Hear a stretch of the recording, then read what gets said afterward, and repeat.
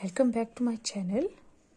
आज हम पढ़ेंगे जो हमारा चैप्टर हमने कंप्लीट किया था, राख की रस्सी। उसके साथ ही आपको पढ़ने के लिए कुछ और भी दिया है, दुनिया की छत। यह है पेज नंबर 11 पे। दुनिया की छत। दुनिया की छत कहाँ पे बेटे किसे कहा जाता है? दुनिया की छत तिब्बत को कहा जाता है ना। तो इससे आपसे एग्जाम में कोई भी प्रश्न नहीं पूछे जाएंगे, ये आपके लिए सिर्फ जानकारी के लिए है। ये देखिए, ये किसकी पिक्चर है, किसकी तस्वीर है? बुद्ध जी की, गौतम बुद्धा की। तो यहाँ से हम स्टार्ट करते हैं। किसी भी लोक कथा क्या होती है? जो पीढ़ी दर पीढ़ी, जो कहानियाँ पीढ़ी दर पीढ़ी चलती रहती है, उन्हें लोक कथा कहते हैं। लोक कथाएं जैसे हम आपको सुना रहे हैं, आप अपने बच्चों को सुनाएंगे, आपके बच्चे उनके बच्चों को सुनाएंगे। ये तिब्बत की एक लोक कथा थी, राख की रस्सी, जो हमने पढ़ी थी। तो किसी भी लोक कथा को समझने के लिए उस इलाके की जलवायु, रहन सहन, खान पान और संस्कृति को समझना उपयोगी होता है ना। जब हम किसी भी लोक कथा को समझते हैं तो उसके लिए हमें क्या पता होना चाहिए? उस इलाके की जलवायु, वहाँ की जलवायु कैसी है, आर्द्र है, शुष्क है ना। रहन सहन कैसा है, वो कैसे रहते हैं, खान पान कैसा है, क्या खाते हैं, क्या पीते हैं, और संस्कृति को समझना उपयोगी होता है, ज़रूरी होता है, जिस इलाके में वह लोक कथा सुनाई जाती है। राख की रस्सी शीर्षक लोक कथा तिब्बत से संबंधित है। ये कहाँ से संबंधित है? तिब्बत से संबंधित है, जिसे दुनिया की छत कहा जाता है। अब उसे दुनिया की छत क्यों कहा जाता है? क्योंकि यह बहुत ऊंचे पठार पर स्थित है। पठार, अब पठार किसे कहते हैं, है ना। तिब्बत को बताया है कि वह बहुत ऊंचे पठार पर स्थित है। अब पठार किसे कहते हैं? पठार जमीन के ऐसे भाग को कहते हैं जो मैदान से ऊंचा और पहाड़ से नीचा होता है। अब हमारे घर देखो, कईयों के मैदान पे होते हैं, प्लेन एरियाज में होते हैं, और कई पहाड़ों में रहते हैं, माउंटेन्स में रहते हैं, उनका घर पहाड़ों पे होता है। लेकिन तिब्बत कहाँ है? तिब्बत पठार पे है। पठार क्या होता है? पठार जो मैदान से ऊंचा होता है और पहाड़ों से नीचा होता है। तिब्बत के पठार पर खड़े हैं ऊंचे ऊंचे पहाड़, जो हिमालय का हिस्सा है। इन पहाड़ों की एक खासियत है। क्या खासियत है इन पहाड़ों की? ये कई रंगों के होते हैं, भूरे, लाल, पीले, बैंगनी, गुलाबी, गेरुआ और हरे।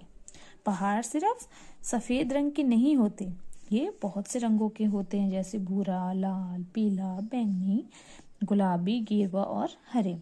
ठीक वैसे ही जैसे छोटे बच्चे अपने चित्रों में मनचाहे रंग भर देते हैं। आप जैसे प्यारे प्यारे बच्चे जब ड्राइंग करते हैं तो उसमें अपने मन से जो आप चाहते हैं वही रंग भर देते हैं। वैसे इन पहाड़ों में भी वैसे ही रंग हैं, तरह तरह के, है ना। इन पथरीले पहाड़ों में तरह तरह की मिट्टी और खनिज पदार्थ है। सूरज की बढ़ती और घटती किरणों के पड़ने से वे पहाड़ अनोखे रंगों में चमक उठते हैं। जब इन पहाड़ों पे सूरज की बढ़ती और घटती किरणें पड़ती हैं, मतलब कभी ज़्यादा किरणें पड़ती हैं तो कभी कम किरणें पड़ती हैं, तो ये पहाड़ अनोखे रंगों में चमक उठते हैं। तिब्बत की हवा में नमी बहुत कम है, मतलब वहाँ नमी बहुत ही कम है। इस वजह से यहाँ बरसात और बर्फबारी कम होती है। वहाँ क्या है? बारिश बहुत कम होती और बर्फबारी भी बहुत कम होती है। खुश्क मौसम में पेड़ पौधे बहुत नहीं होते। अब खुश्क मौसम कैसा होता है? वहाँ पेड़ पौधे बहुत कम होते हैं। तिब्बत का पूर्वी भाग ही ऐसा है जहाँ घने जंगल पाए जाते हैं। उन जंगलों में पेड़ पौधों, पशु पक्षियों की दुर्लभ किस्में मिलती हैं। अब तिब्बत का पूर्वी भाग जो है वहाँ बहुत ही घने जंगल पाए जाते हैं, है ना।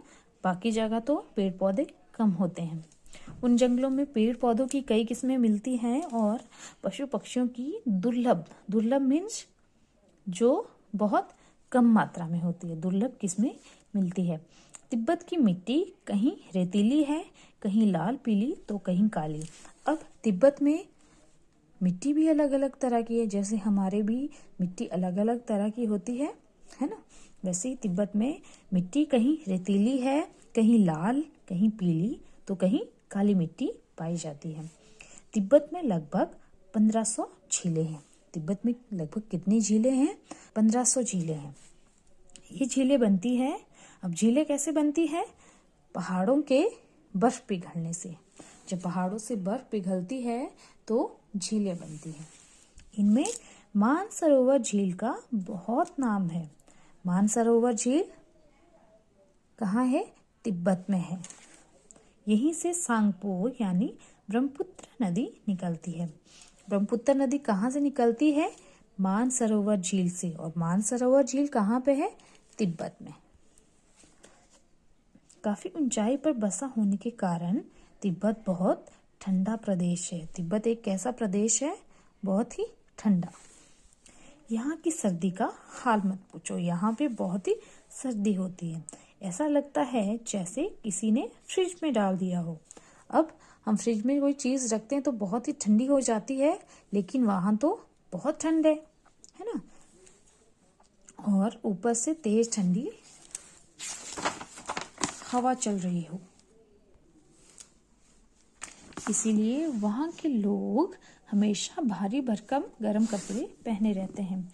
अब जहाँ पे बहुत ही ठंड होती है वहाँ के लोग हमेशा गर्म कपड़े पहने रखते हैं, इसलिए तिब्बत के लोग भी हमेशा भारी भरकम गर्म कपड़े पहने रहते हैं। तिब्बती लोगों को घर बनाने की कारीगरी अनोखी है। तिब्बती लोगों की घर बनाने की कारीगरी बहुत ही अनोखी है। यहाँ लकड़ी के बने हुए बहुमंजिला घर हैं। बहुमंजिला क्या है? जहाँ जिस घर की बहुत सारी मंजिलें होती हैं। लोग अब पत्थर, मिट्टी और सीमेंट के घर भी बनाने लगे हैं। पहले तो वहाँ लकड़ी के घर ही बनते थे, लेकिन अब लोग पत्थर, मिट्टी और सीमेंट के घर भी बनाने लगे हैं। खिड़कियाँ भी बहुत अधिक पाई जाती हैं ताकि सूर्य की ढेर सारी रोशनी घर के अंदर जा सके। अब तिब्बत के घरों में क्या होता है? खिड़कियाँ भी बहुत सारी होती है। क्यों? क्योंकि जब धूप लगे तो सूर्य की ढेर सारी रोशनी घर के अंदर आ सके। भूकंप से बचाव के लिए दीवारें अंदर की ओर थोड़ा झुकी होती है। अब भूकंप से बचने के लिए भी तिब्बत वाले क्या करते हैं? वो दीवारें थोड़ी अंदर की ओर झुका के रखते हैं। तिब्बत का सबसे बड़ा शहर है लहासा। तिब्बत का सबसे बड़ा शहर कौन सा है? लहासा। 3650 मीटर की ऊंचाई पर स्थित होने के कारण यह दुनिया का सबसे ऊंचा शहर माना जाता है। अब दुनिया का सबसे ऊंचा शहर कौन सा माना जाता है? लहासा शहर। कपड़ों तथा खाने पीने के लिए यहाँ का बाजार बहुत प्रसिद्ध है। कहाँ का बाजार? लहासा का। लहासा को तिब्बतियों का दिल माना जाता है। जैसे हमारी भारत का दिल किसे माना जाता है? दिल्ली को, है ना। इंडिया का दिल दिल्ली को माना जाता है, वैसे ही लहासा को तिब्बतियों का दिल माना जाता है। तो ये था हमारा दुनिया की छत। आपने इसे बस पढ़ना है, इससे आपसे एग्जाम में कोई भी क्वेश्चन नहीं पूछा जाएगा। Thanks for watching. मिलते हैं नेक्स्ट वीडियो में।